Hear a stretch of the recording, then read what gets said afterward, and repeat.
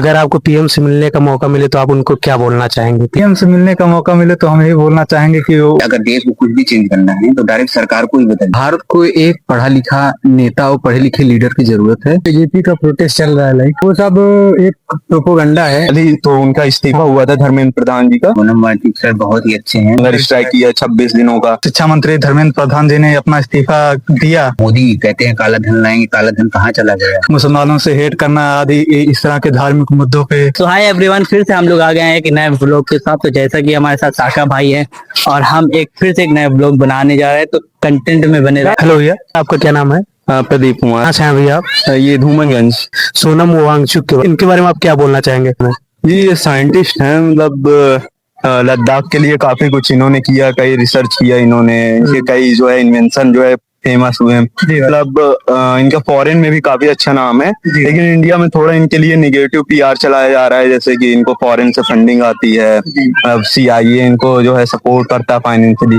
मतलब ये चीज जो है गड़बड़ मुझको लगता है। बाकी जो है इनका एक कुछ समय पहले जो है लद्दाख में एक 6th शेड्यूल के लिए और स्टेट के दर्जे के लिए जो है इन्होंने प्रोटेस्ट किया था। हंगर स्ट्राइक पहले भी इन्होंने किया था, लेकिन उसमें कुछ हुआ नहीं मुझको जहां तक लग रहा है। मुझको या फिर हो सकता है मैं अपडेटेड नहीं हूँ। और अभी फिलहाल आपको मालूम ही होगा वहां पे हंगर स्ट्राइक किया 26 दिनों का।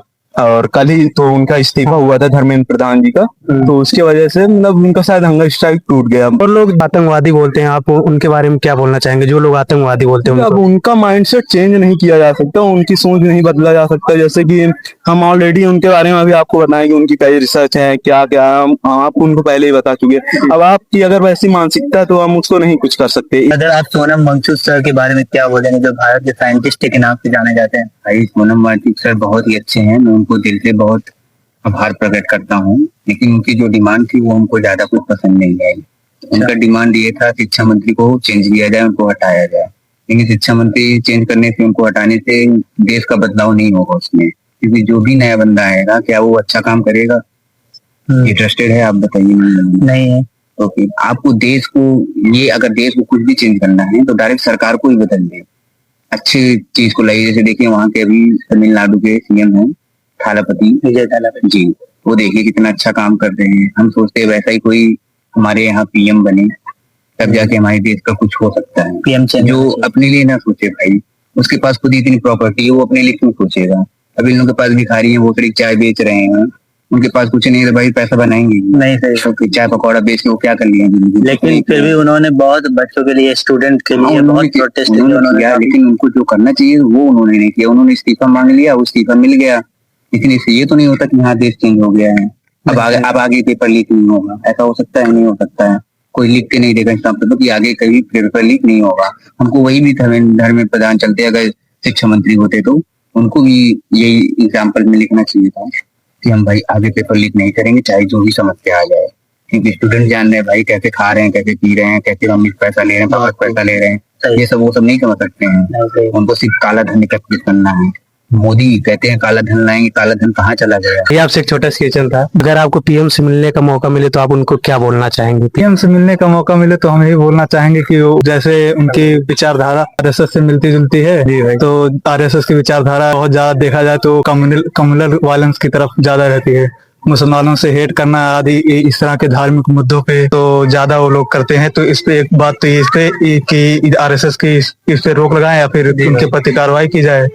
और दूसरी बात है उनसे ये कहना चाहेंगे कि शिक्षा एजुकेशन सिस्टम पर थोड़ा ज्यादा ध्यान दें। जैसा कि कल ही हमारे शिक्षा मंत्री धर्मेंद्र प्रधान जी ने अपना इस्तीफा दिया, लेकिन उसके बाद जिन्हें बनाया गया है उनसे इच्छा रहेगी कि वो भी एक अच्छा काम करें और इस देश में जो शिक्षा में गिरावट आई है उसको अच्छी तरीके से सुधार करने की कोशिश करें। ब्रदर ये बता, यूपी में किसका जलवा है?